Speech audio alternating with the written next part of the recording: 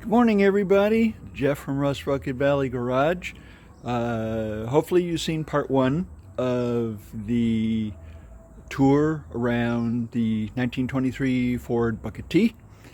And yeah, pretty nice car. And nobody knows really what goes into building one of these and the problems that you have to take and deal with when you're creating something new or you're working from a kit. So today we're going to take and talk about what problems did I find when this was being built in our workshop. Okay, and let's get right into it. The first thing that we had was the entire body is made of fiberglass, and up in the dash area the structural integrity is a little bit weak. You have to take and add some reinforcement in there. So if you look on the firewall here, there will be 1, 2, 3 bolts going through the firewall into the passenger compartment, and they have a piece of steel angle iron that runs from side to side that gives us a place to take and organize the wiring with tie wraps, and we can also anchor the steering column to it. So, and all the bracketry and everything that goes with that. So that was the first problem, that the integrity of the dash was a little less than what we wanted. Still a very, very good kit, really like it. The other thing with the steering column was that the steering column is actually GM. This is a Ford vehicle. The steering box is actually a Ford steering box. So what we had to do is we had to take and do a conversion right here from Chevy to Ford, and they're a little bit different. All these parts are available at Speedway, not a sponsor, and they will take and be very clear in their instructions what you have to do to take and get from here to there. And the sector shaft right here, they take and they sell it by the foot. So I got a 2-foot piece, so we'd have some around the workshop, and it worked out really, really well. Second thing with the steering column is that you must have this ground wire here onto the frame, because the horn relay is actually inside the steering column. So the output of the steering column goes directly to the horns. So, and it's powered by the wiring loom that picks up the same connector as the connections for the turn signals and the emergency flasher. The next problem we had to deal with is the windshield frame does not come with glass, so we had to make templates for all the glass in here, the upper and lower panels, and this one's got a real good bend on it on the corner, so we had to make a template and then take it to the glass shop and have them make glass for that. Okay, so we got that, everything fits up well. We tried one of those rear view mirrors that stuck to the glass, didn't really work very well, so we got a piece of 1/2-inch round steel bar stock, and we run it on the milling machine, and we flattened out both sides of it on both ends, and we put a bolt through there into the windshield frame, top and bottom. That worked exceedingly well. We made an adapter to take and screw into the bar, so the rearview mirror is mounted perfectly. The next thing we had to deal with were the strut rods to hold the windshield. These are brass, and where we wanted to mount them, they weren't long enough, so we had to take and make a piece to go inside there, and then we terminated that with a carter pin to take and keep them where they should be, and that worked out really, really well. The next thing we had to take and deal with was the gas gauge. The gas gauge, when it was wired up the way it was, when you turn the key on, even though we know there was a 1/4 tank of gas, the thing deflected to full. Okay, we knew that wasn't right. We did some experiments, and we did some resistance measurements, and we figured out that either we had to change the gauge or we had to change the sending unit that was in the tank. Here's the sending unit in the tank. So what we eventually found out was that there are two different gas gauge sender assemblies that you can possibly get.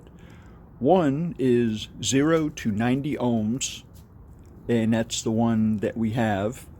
And the gas gauge was a different kind. It required a range of 33 ohms to 254 ohms. Okay, so obviously there was a mismatch. So what we decided to do, since it was more hassle to take and change the sending unit here than the dash unit, we just went ahead and changed the dash unit. So when you take and turn the key on right now, it still has a quarter tank of gas in it, and it shows properly. The next thing that we had to take and deal with was the speedometer wasn't running correctly. If you get up to about 5 miles an hour, it would deflect full to 160 miles an hour, and that was obviously not correct. So let me show you what was going on with that.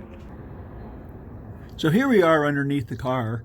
This right here is a Hall effect pulse sensor from a ring gear that is mounted adjacent to the gear ring gear. And we ran this directly into the speedometer, and it didn't like the input. So what we decided to do is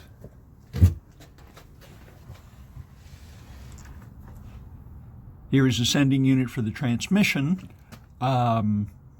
where we decided to completely change it over, and this goes directly into the speedometer, and everything appears to operate exactly as it should. So this right here is a 16 PPS sender. They have 8 PPS senders, but the 16 PPS was the one for this speedometer. We ordered both of those from Speedway, not a sponsor, but and that worked out really, really well. So what was the next thing? Well, the next thing was that this flange that is on the drive shaft, you'll notice that you can take and see there's a hole in the flange that goes onto the flange for the rear end. Okay, originally when we got the drive shaft, it did not have that hole in the flange, and we had to order another flange for the drive shaft with a hole in it because it would not take and clear the nut for the pinion gear. Okay, so this is a very fine drive shaft from C&T Driveline in Texas. Really, really like those people. You call up over there, the owner of the company answers the phone. How neat is that? Okay. Next thing, since we're in this area, this is a brake booster. It's got power brakes. We ran into a problem where the brake pedal was low, and we couldn't take and get with manual brakes. We couldn't get it to come up. So we decided to just go power brakes with it. This right here is an adapter plate because these flanges that are welded onto the frame, these mounting ears, come from the manufacturer of the frame. And we had to take a plasma torch, open this hole up just a little bit, and then we used the bolt pattern on this to change to the bolt pattern that was on the power booster, and then the master cylinders behind this, and that worked really, really well.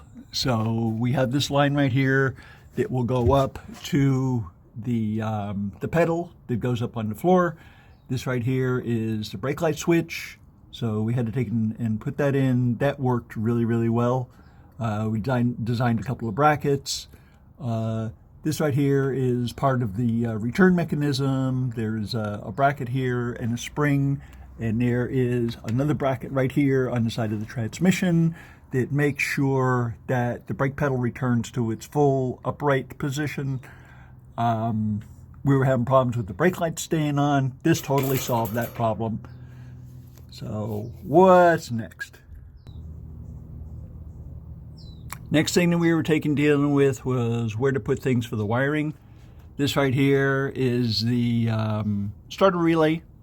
So we had to mount that on the inside of the frame rail because underneath the hood, or let me say in the engine area, engine bay, there wasn't really any place to put it. So we just put it on the rail underneath. So that worked out really well too. This right here is the battery box. The battery box is fiberglassed into the bottom of the frame. The battery is under the passenger seat. Unfortunately, it was not cut out, but the battery box was mounted, so we had to take and cut that out, and then cleaned it up real good and put the battery in there, and everything was super good.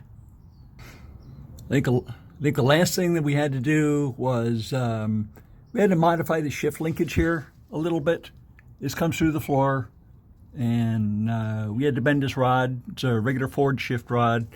We had to bend that just a little bit to take and make it clear, and got that. And then we had to put a neutral safety switch on it so it only starts in park and neutral and not any other gear because that could be hazardous. So let's take a look up top. So one thing that you should make sure that you do when you are wiring up the ignition system to the coil is you must put this ballast resistor in here. It's about 33 ohms and it's a 250 watt part. The reason you take and put that in there is because when the points are closed, and this is a points and condenser system, not an electronic ignition, it will cook the points if you do not have this resistor in here.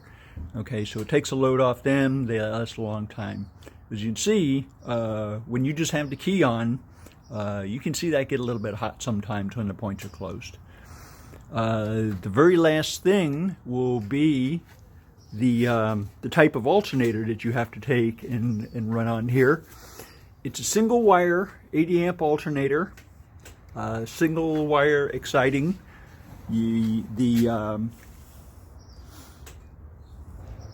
The regulation mechanism is internal to the part. The painless wiring does not have a facility for a voltage regulator and alternator. So if you just use a single wire alternator, you're doing really, really good. Okay, so that's pretty much everything that we took and ran into. So I hope you'd enjoyed, knowing about everything. That's kind of the backstory. So we'll talk to you next time. Take a look at part 1 where we go around the outside of the vehicle, and hope to see you next time.